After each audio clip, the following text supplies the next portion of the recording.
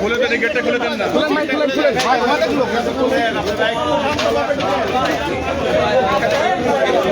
Video ধারণ ভাই media sir আর কেউ ঢুকবে না। সবাই কি সাইন করছে কিনা?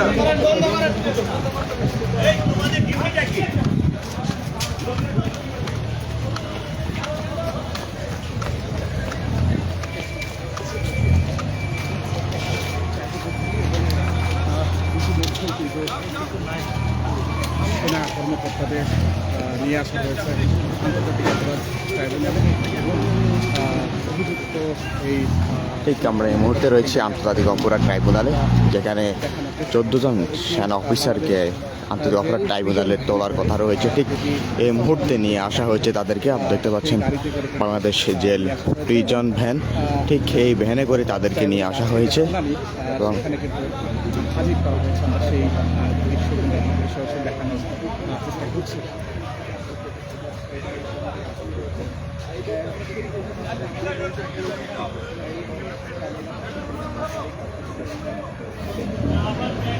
দর্শক, সরাসরি যুক্ত রয়েছে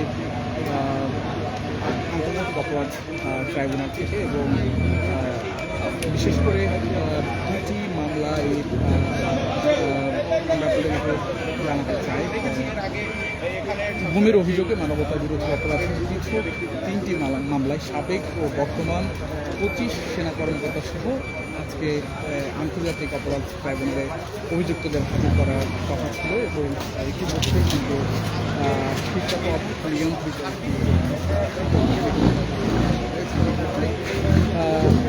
এবং শুনানি কিন্তু চলবে।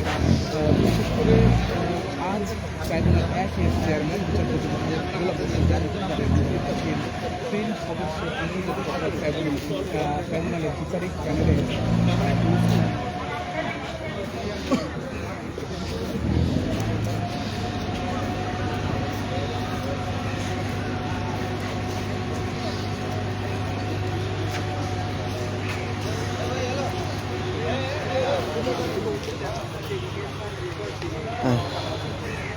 আমরা এই মুহূর্তে রয়েছি আন্তর্জাতিক অপরাধ ট্রাইব্যুনালে, যেখানে 15 সেনা কর্মকর্তাকে আদালতের ট্রাইব্যুনালে আনা হচ্ছে। ঠিক আদালতের বাহিরে যে পরিবেশ, সেটা কিন্তু এখন নিরাপত্তা জোরদার করা হয়েছে এবং সকাল থেকেই আমরা দেখতে পেয়েছি যে আন্তর্জাতিক অপরাধ ট্রাইব্যুনালে রয়েছে, সেই ট্রাইব্যুনালের বাহিরে নিরাপত্তা জোরদার করা হয়েছে। 15 যে সেনা কর্মকর্তাকে আনা হচ্ছে, ঠিক তার কারণে ঠিক এই প্রিজন যে ভ্যানটি রয়েছে বাংলাদেশ জেলের, ঠিক এইটিতে করে আনা হয়েছে তাদেরকে।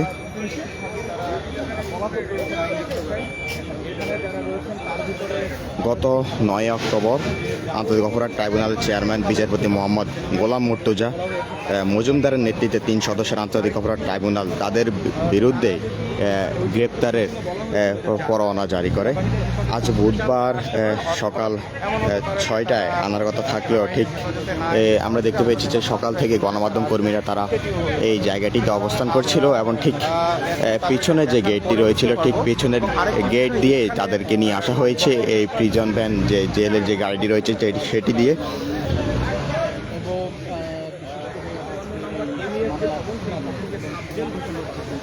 এই তাদেরকে আনার মূল কারণ হচ্ছে যে বাংলাদেশের যে গুমের যে মামলা বা ঘটনা ঘটেছে ফ্যাসিস্ট আওয়ামী লীগ সরকারের আমলে, ঠিক সেই ক্ষমতাচ্যুত মামলায় ক্ষমতাচ্যুত প্রধানমন্ত্রী শেখ হাসিনা, সাবেক স্বরাষ্ট্রমন্ত্রী আসাদুজ্জামান খান কামাল, তৎকালীন নিরাপত্তা উপদেষ্টা তারিক সিদ্দিকী, ডিজিএফআইয়ের সাবেক 5 ডিজি এবং র্যাবে কর্মরত তৎকালীন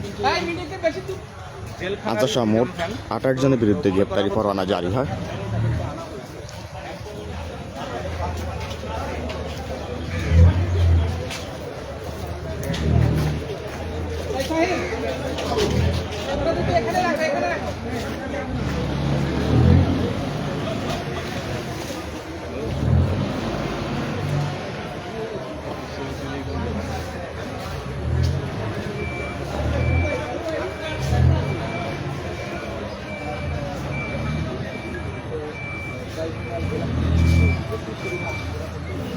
প্রসিকিউশনের পক্ষ থেকে সংশ্লিষ্ট যে কর্তৃপক্ষ আছে তাদের কাছে গ্রেপ্তারি পরোয়ানাগুলো পৌঁছে দেওয়ার পর সেনাবাহিনীর পক্ষ থেকে একটি সংবাদ সম্মেলন করা হয়।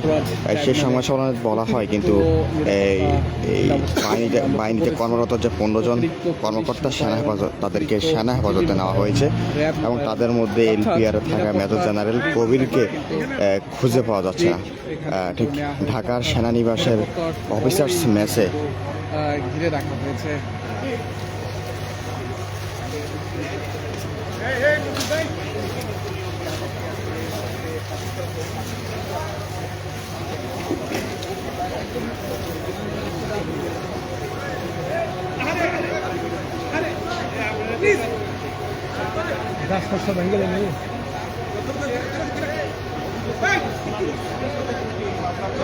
বিচার প্রক্রিয়া শুরু হয়ে যাবে। আমরা এই মুহূর্তে যে জায়গায় আছি আমরা সেটি আন্তর্জাতিক অপরাধ ট্রাইব্যুনালের যেই পেছনের একটি গেট আছে যেখান থেকে আসামিদেরকে ঢোকানো হয় সেই জায়গায় আমরা আছি। অর্থাৎ এই জায়গা থেকে আমরা দেখেছি এর আগে যত আসামি আছে সেটি মামলা হতে হবে। এই মুহূর্তে আমরা একটু ভালো অবস্থায় ব্যবস্থা করছি।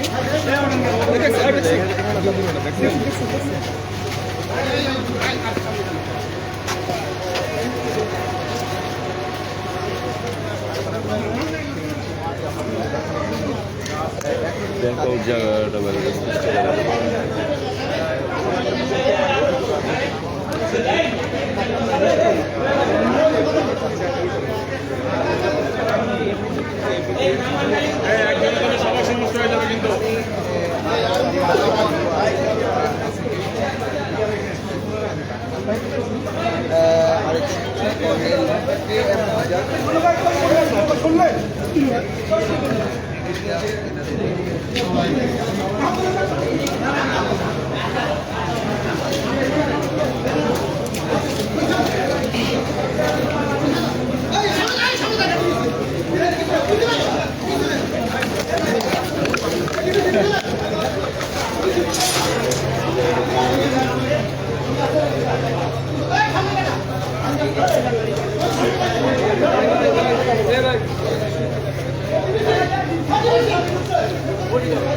ঠিক দেখতে পাচ্ছেন যে প্রিজন ভ্যানটি রয়েছে বাংলাদেশ জেলের, সেইটি এই মুহূর্তে ট্রাইব্যুনালের যে প্রবেশপথ গেটটি রয়েছে সেখানে নিয়ে আসা হয়েছে এবং আমরা দেখতে পাচ্ছি যে পুলিশ সদস্য যারা রয়েছে তারা কিন্তু এই মুহূর্তে প্রস্তুতি নিয়েছে এবং ঠিক এখন আবার নিচে নামবে না, কেউ নিচে নামবে না কিন্তু ভাই ভাই ভাই ভাই ভাই ভাই ভাই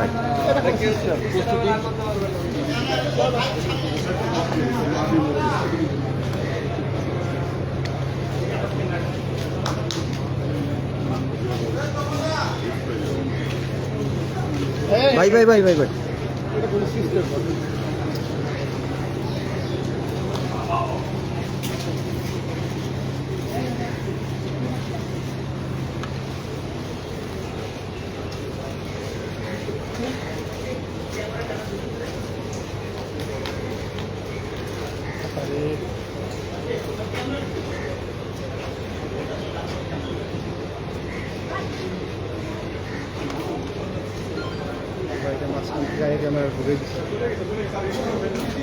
এই ভাই এখন ভাই আপনি আইলেন পরে মাঝখান থেকে ঢুকে দিলেন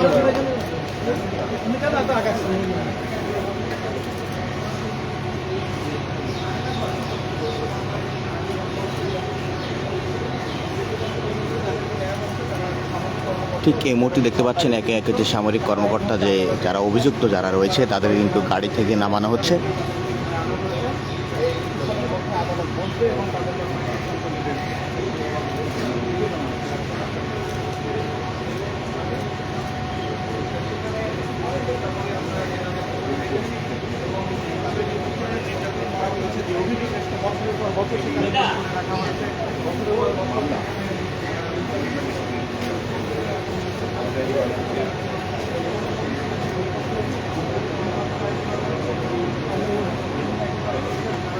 ভাই জানাই ভাই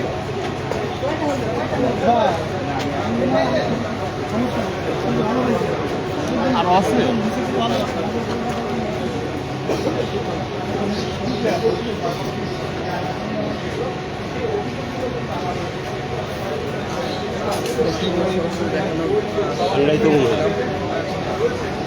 ঠিক যেমনটা দেখছিলাম, আমরা সরাসরি যুক্ত রয়েছি আন্তর্জাতিক অপরাধ ট্রাইব্যুনাল থেকে। সেখানে সরাসরি দেখানোর চেষ্টা করছি যে 15 জন যে সেনা কর্মকর্তা অভিযুক্ত রয়েছে, তার মধ্যে যে একজন ঠিক পলাতক রয়েছে, তার মধ্যে 14 জনকে এই মুহূর্তে আন্তর্জাতিক অপরাধ ট্রাইব্যুনালে আনা হয়েছে। ঠিক কিছুক্ষণ আগে যে প্রিজন যে ভ্যানটি রয়েছে, সেই প্রিজন ভ্যান যে এটি আমরা দেখতে পাচ্ছি যে খুব বেশ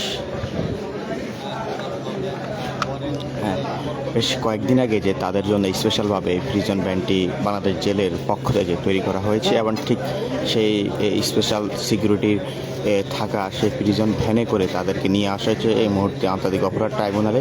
বাংলাদেশের গুমের ঘটনায় অভিযুক্ত এই 15 সেনা কর্মকর্তাকে এই মুহূর্তে ট্রাইব্যুনালে আনা হয়েছে। ঠিক পুরো ট্রাইব্যুনাল এলাকা নিরাপত্তার জোরদার করা হয়েছে এবং প্রবেশ যে পথগুলো রয়েছে সেখানে আমরা দেখতে পেয়েছি যে সকাল থেকেই র্যাব এবং পুলিশ সদস্য যারা রয়েছে পুরো নিরাপত্তা বেষ্টনী দিয়ে পুরো এলাকা ঘেরাও দিয়ে রাখা হয়েছিল।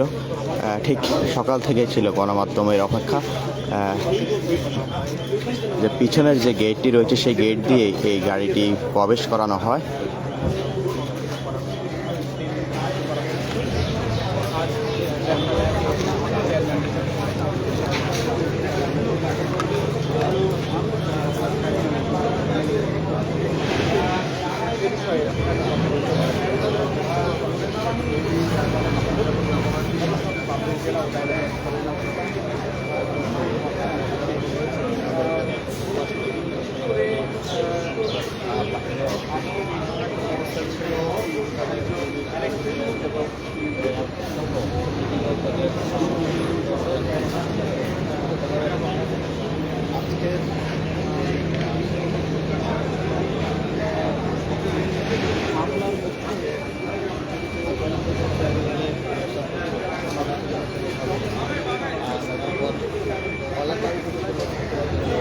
তার আগে কিন্তু যখন তাদের বিরুদ্ধে গ্রেপ্তারি পরোয়ানা হয়, ঠিক তার আগেই এই বাহিনীতে থাকা 15 জন সেনা কর্মকর্তাকে সেনা হেফাজতে নেওয়া হয়েছে। তবে তার মধ্যে এলপিআরে থাকা একজন মেজর জেনারেল কবিরকে খুঁজে পাওয়া যাচ্ছিল না, এমন খবরও কিন্তু সংবাদ পাওয়া গিয়েছে। তবে ঢাকা সেনানিবাসের অফিসার্স মেসে আয়োজিত সংবাদ সম্মেলনে সেনাবাহিনীর adjutant general major general Mohammad Hakimuzzaman সাংবাদিকদের জানান, সেনাবাহিনী দায়িত্বহীনভাবে বিচারের পক্ষে, নো কম্প্রোমাইজ উইথ ইনসাফ। আমরা বিশ্বাস করি, তিনি বলেছেন যে আমরা বিশ্বাস করি আইন তার নিজস্ব গতিতে চলবে এবং বিচারিক প্রক্রিয়ার মাধ্যমে সত্য প্রতিষ্ঠিত হবে। গুমের শিকার হওয়া যে পরিবারগুলো ছিল তাদের প্রতি সেনাবাহিনীর গভীর সমবেদনা জ্ঞাপন করেছে। এদিকে সেনা অফিসাররা ট্রাইব্যুনালে আজ উপস্থিত না হলে তাদের বিরুদ্ধে আইন অনুযায়ী সংবাদ মাধ্যমে আত্মসমর্পণের বিজ্ঞপ্তি দেওয়া হবে বলে জানিয়েছিল প্রসিকিউশন। আসামিরা ট্রাইব্যুনালে হাজির হলে ট্রাইব্যুনাল তাদের জামিন ও দিতে পারে বা কারাগার প্রেরণ করতে পারে, এমনটাই ট্রাইব্যুনালের প্রসিকিউশন টিম জানিয়েছিল। ঠিক আমরা দেখতে পাচ্ছি যে সেই ঘটনা এবং আলোচনার পরে সেই অভিযুক্ত যে সেনা কর্মকর্তা যারা রয়েছে তাদেরকে এই মুহূর্তে কিছুক্ষণ আগে আমরা দেখিয়েছি আসলে বাংলাদেশ জেলের যে প্রিজন ভ্যান, যে স্পেশাল সিকিউরিটি দিয়ে তৈরি করা যে নতুন যে বাসটি তৈরি করা হয়েছে, ঠিক সেই প্রিজন ভ্যানে করে তাদেরকে নিয়ে আসা হয়েছে। পুরো ট্রাইব্যুনাল এরিয়া পুলিশের নিরাপত্তা জোরদার ছিল সকাল থেকেই।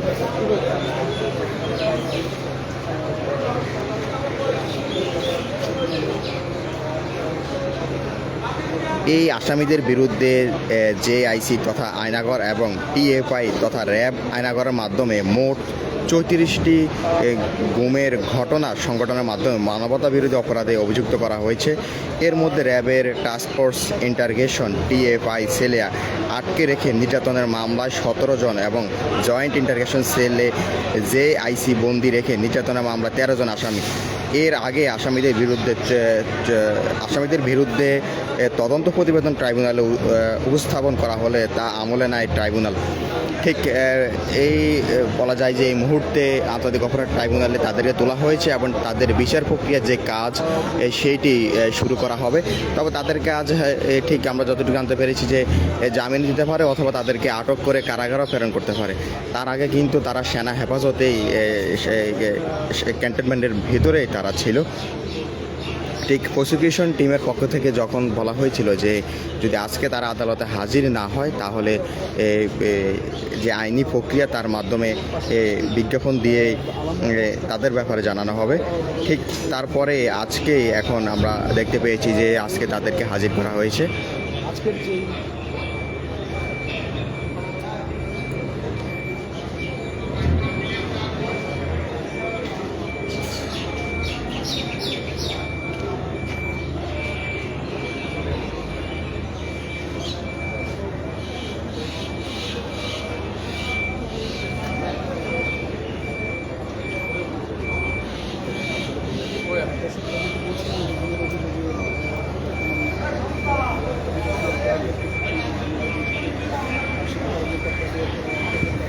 ঠিক যেমনটা দেখতে পাচ্ছেন এই মুহূর্তে পুরো ট্রাইব্যুনাল এরিয়া নিরাপত্তা বেষ্টনী দিয়ে নিরাপত্তা জোরদার করা হয়েছে এবং যে প্রিজন ভ্যানে করে তাদেরকে আনা হয়েছে সেই প্রিজন ভ্যানটি এই মুহূর্তে প্রিজন ভ্যান থেকে তাদেরকে নামিয়ে প্রিজন ভ্যানটি ঠিক এখানে রাখা হয়েছে।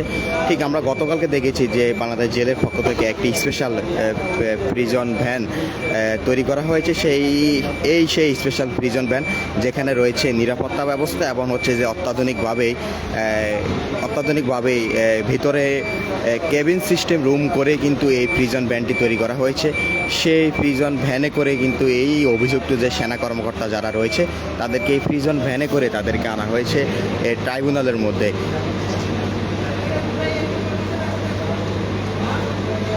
আন্তর্জাতিক অপরাধ ট্রাইব্যুনালের যে গুমের বিচার হচ্ছে এবং যে জুলাই গণহত্যার যে বিচার হচ্ছে ঠিক সেই আরেকটি ঘটনা আন্তর্জাতিক অপরাধ ট্রাইব্যুনালে গুমের 2 মামলায় দেশের ইতিহাসে এই প্রথম এই 15 জন সেনা কর্মকর্তা আদালতে তাদেরকে হাজির করা হয়েছে। আজ বুধবার সকালেই তাদেরকে এই ট্রাইব্যুনালে হাজির করার কথা ছিল। গত 9 অক্টোবর ট্রাইব্যুনালের চেয়ারম্যান বিচারপতি মোহাম্মদ গোলাম মুর্তুজা মজুমদারের নেতৃত্বাধীন 3 সদস্যের আন্তর্জাতিক অপরাধ ট্রাইব্যুনাল তাদের বিরুদ্ধে গ্রেপ্তারি পরোয়ানা জারি করে।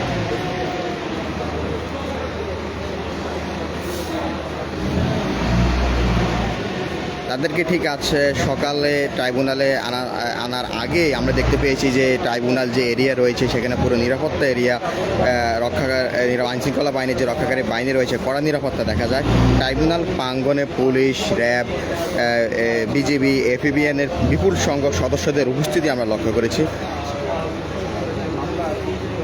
এবং এই গুমের মামলায় ক্ষমতাচ্যুত প্রধানমন্ত্রী শেখ হাসিনা, সাবেক স্বরাষ্ট্রমন্ত্রী আসাদুজ্জামান খান কামাল, তৎকালীন নিরাপত্তা উপদেষ্টা তারিক সিদ্দিক, ডিজিএফআইয়ের সাবেক 5 ডিজি এবং র্যাবে কর্মরত তৎকালীন সামরিক অফিসার সহ মোট 28 জনের বিরুদ্ধে গ্রেপ্তারি পরোয়ানা জারি হয় এবং এই প্রসিকিউশনের পক্ষ থেকে কর্তৃপক্ষের কাছে সংশ্লিষ্ট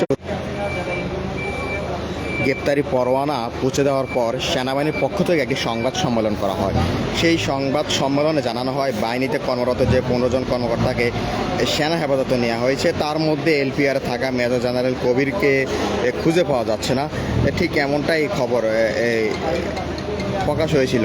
ঠিক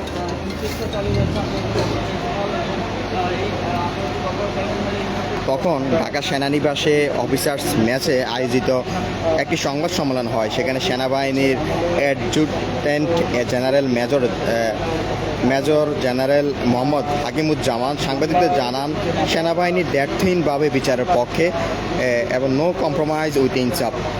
তারা বলেন আমরা বিশ্বাস করি আইন তার নিজস্ব গতিতে চলবে এবং বিচারিক প্রক্রিয়ার মাধ্যমে সত্য প্রতিষ্ঠিত হবে। গুমের শিকার পরিবারগুলোর প্রতিও তারা সেই সংবাদ সম্মেলনে সমবেদনা তারা জানিয়েছিল। ঠিক এরপরে স্বরাষ্ট্র মন্ত্রণালয় ক্যান্টনমেন্টের MES বিল্ডিং নম্বর 54 বাড়িকে সাবজেল হিসেবে ঘোষণা করে। ঠিক সেখানে তাদেরকে রাখা হয়েছিল।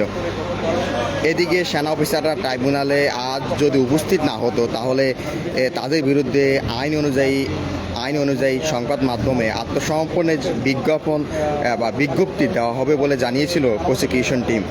আসামিরা আজ ট্রাইব্যুনালে হাজির হলে প্রসিকিউশন পক্ষ থেকে জানানো হয়েছিল যে ট্রাইব্যুনাল আজ তাদের জামিনও দিতে পারেন অথবা কারাগারও প্রেরণ করতে পারেন। ঠিক এইদিকে সংবিধান বিশেষজ্ঞরা জানান বা বিভিন্নজন বলেছেন যে মানবতা বিরোধী অপরাধের বিচার শুধু আন্তর্জাতিক অপরাধ ট্রাইব্যুনাল আইন 1973 অনুযায়ী সম্ভব। বাংলাদেশের সাধারণ কোনো আইন, এমনকি আর্মি ও নেভি অ্যাক্ট এবং এয়ারফোর্সের নিজস্ব আইনের এর বিধান নেই। এটি একটি স্পেশাল ল। আর দ্বিতীয়ত এই ট্রাইব্যুনালের এই আইনটা আমাদের সংবিধান দ্বারা প্রোটেক্টেড। এই আসামিদের বিরুদ্ধে যে অভিযোগ রয়েছে সেটি হচ্ছে যে জেআইসি তথা আয়নাগর এবং টিএফআই তথা র্যাবের আয়নাগরের মাধ্যমে মোট 34টি গুমের ঘটনা সংগঠনের মাধ্যমে মানবতা বিরোধী অপরাধে অভিযুক্ত তারা। এবং এর মধ্যে র্যাবের টাস্কফোর্স যে ইন্টারগেশন টিএফআই সেল রয়েছে সেখানে আটকে রেখে নির্যাতনের মামলায় 17 জন, জয়েন্ট ইন্টারগেশন সেল জেআইসি বন্দি রেখে নির্যাতনের মামলায় 13 জন আসামি। এর আগে আসামিদের বিরুদ্ধে তদন্ত প্রতিবেদন ট্রাইব্যুনাল উপস্থাপন করা হলে তা আমলে নেয় ট্রাইব্যুনাল। দর্শক, ঠিক আমরা এতক্ষণ রয়েছিলাম আন্তর্জাতিক অপরাধ ট্রাইব্যুনাল থেকে, সেখানের যে দৃশ্য সেটি দেখানোর চেষ্টা করছি এবং যে সেনা অফিসারদের যে ট্রাইব্যুনালে ওঠানোর কথা রয়েছে সেই প্রিজন ভ্যান বাংলাদেশ জেলের সেইটিতে করে আনা হয়েছে সেই ঘটনা এবং সেই দৃশ্য আমরা সকাল থেকে দেখিয়েছি।